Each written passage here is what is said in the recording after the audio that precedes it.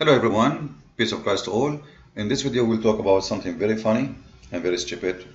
Maybe we did not talk about before, or maybe I mentioned it before in all video, I'm not sure. However, there's many hadith in Islam we never talk about. There's millions of them actually. But always we focus in refuting Muslims mostly. This is why we don't talk about them. However, before I go there, someone he sent me a question asking me how I can find the best book to read. Now, for sure, me myself, if somebody asks me, I will say read my book.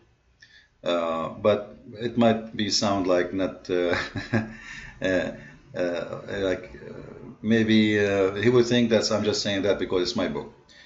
The reason I say that you need to read my book before we go to the other topic about the funny hadith, if you look in Amazon, all the books we see, regardless it's made by who, made by Muslims, by Christians, by etc.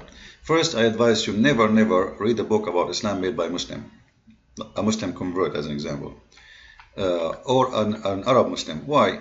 Because someone he's in love with something, he will present for you the best image of it, because simply he don't see anything wrong with it, because this is why he's in love, otherwise he will not be in love. So number one rule, don't ever buy a book or read a book written by a Muslim unless it's in Arabic, and in order to learn about Islam and to find more resource for your knowledge. But in English, all those books is done for marketing of Islam. Now, what about books made by Christians or even atheists? Like we have many well-named, like Robert Spencer. I have a total respect for this person because he is one of the first Western who stand up to expose Islam. So I have a special respect for those people who do so. However, still those people, their knowledge of Islam is very limited because simply they don't have access to the heritage of Islam. In case you do not know, not even 1% of the Islamic library. If I say 100%, I'm exaggerating. I don't think even 0.111% is translated, because Sahih al-Bukhari and Sahih Muslim is nothing really. Those are small books comparing to what we are talking about. So how those people, they can really tell you about Islam and teach you about Islam? I don't think they will be able to do so. They learn from what is translated already, and what is translated is very limited, so what they learn is very limited still. Now, what about those stars we see for books? 5 stars, 4 stars, 3 stars. Those stars really mean nothing for me, including my book too, because people who support me, they will give me 5 stars. Muslims who hate me, they will give me 1 star. So what is the honesty? 5 stars mean nothing. And actually, if you go and check the review of books, you will find that many of those who review, as an example here, we go Nabil Qurashi. Before we see the review, as an example, Nabil Qurashi, I have a lot of respect for this person. I really love this brother. But Nabil Qurashi, he himself, as an ex-Muslim, is he really knowledgeable about Islam? I will say he's far away from knowledge. Why? Because simply, he is the same as Shabir Ali, same as many who is coming from Pakistan, Afghanistan, Bangladesh, whatever, those countries who they don't speak Arabic. So what they know about Islam is very limited, something they learn from their school, which is very limited, which is giving good idea about Islam and giving false titles, and they copy paste. As an example, in the last debate, Mr.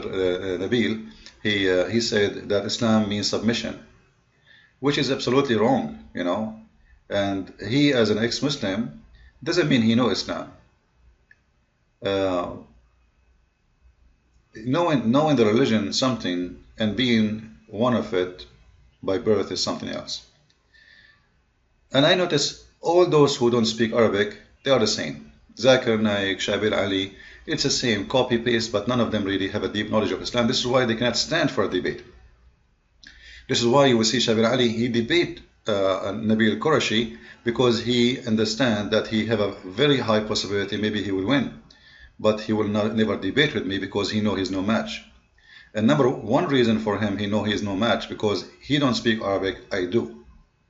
That is a major reason. Not just because I have, additional to that, I have degrees in Islam, and my degrees are real, not from the University of Toronto. or University of Canada. How a Canadian university, if once somebody asked me, why don't do PhD?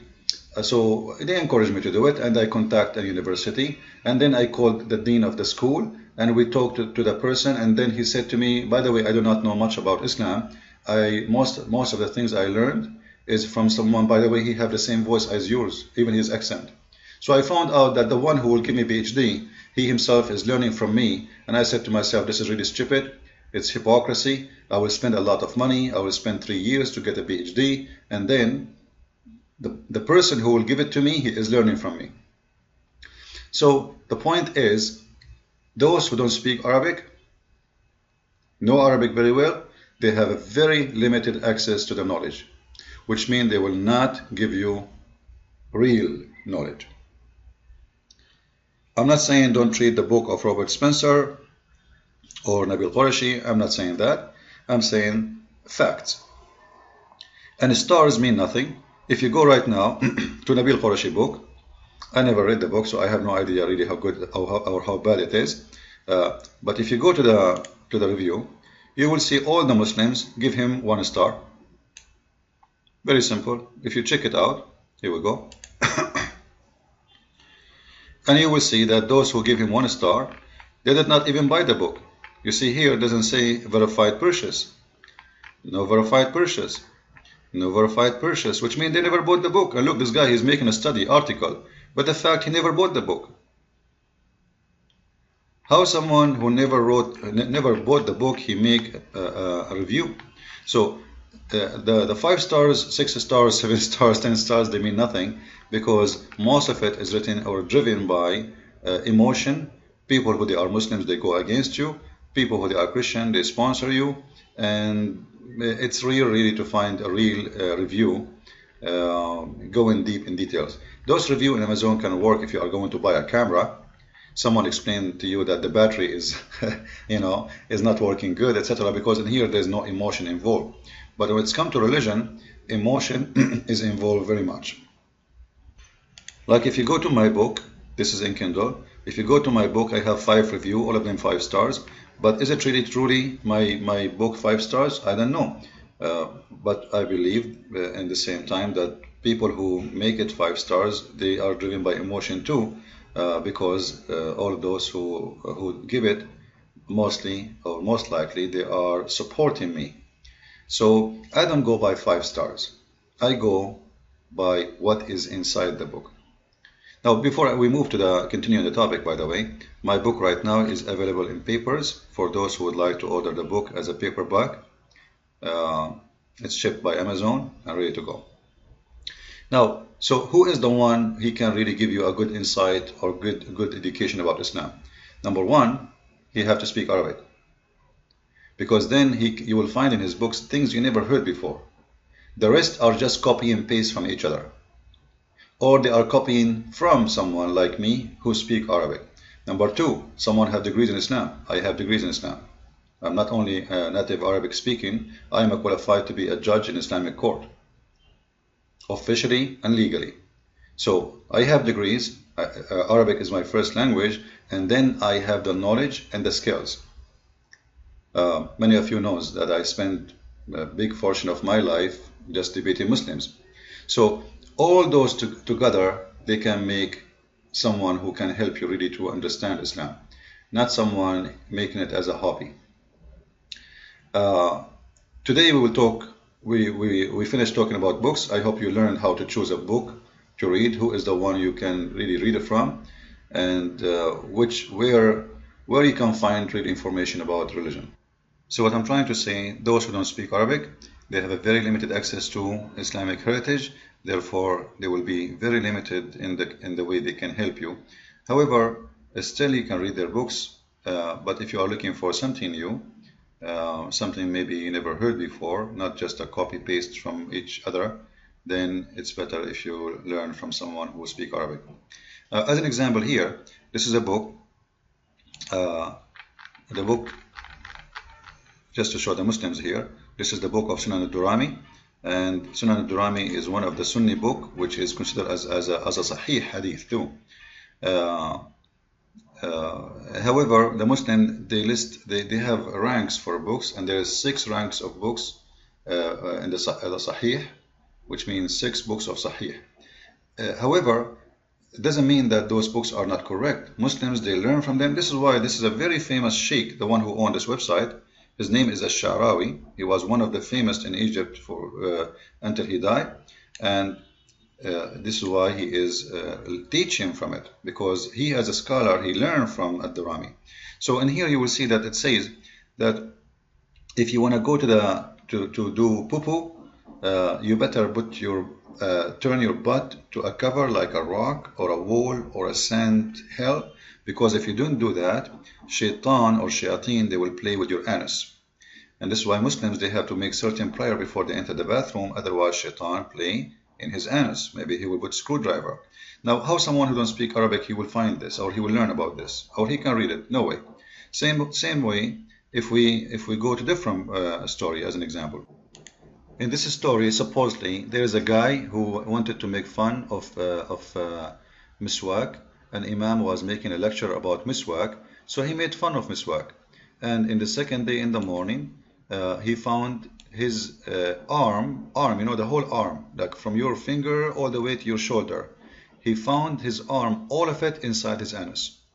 Now, if I don't speak Arabic, how I'm going to be able to read those books? Those stories exist in many books. So there is no way for me to be able to find them and read them and deliver them to someone else who don't speak the language of the Arab, unless me myself, I speak Arabic. So those who don't speak the language, they miss a lot. As an example, there's a story, as long as we're talking about the miswak.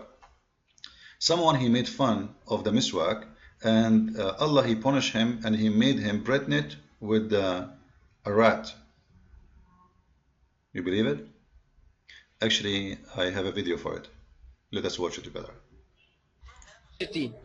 وذكرها صاحب شذرات الذهب الجزء الخامس صفحة، وذكرها صاحب 70 وفي صفحة 263، وذكرها صاحب شذرات الذهب الجزء الخامس صفحة 457.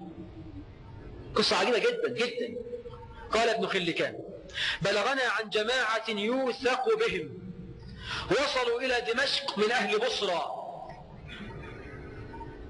أن عندهم قرية يقال لها دير أبي سلامة، وكان بها رجل من العربان فيه استهزاء زائد بالدين. فجرى يوم ذكر السواك وهو جالس.